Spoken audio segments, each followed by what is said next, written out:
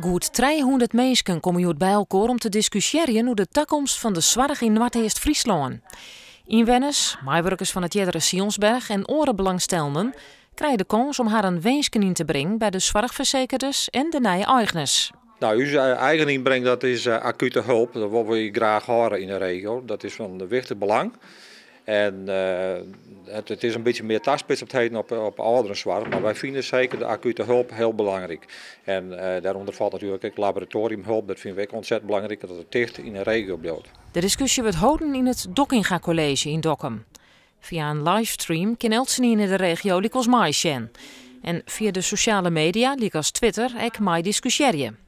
Ja, dat klopt. Er zijn alle mensen die zitten together in roomten en die volgen het hele proces via de livestream. En die twitteren of die sms'en mij mensen die het hier in spallen onwijzig binnen.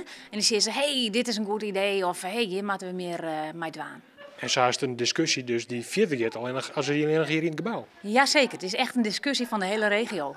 De discussie is een initiatief van wethouder Boersma van Dongeradeel. Hij is tevreden hoe roet het verint, maar hoopt dat de nieuwe Sionsberg ook in de toekomst een beroep zal op de bevolking. Misschien is een coöperatief model waarin inwoners een stem en misschien ook een financiële rol krijgen. Misschien beheert er ook de mogelijkheden. Dus beloek inwoners alsjeblieft bij de toekomst en informeer ze. Monitoren wat er gebeurt en ook in de toekomst terugbouwen blijven.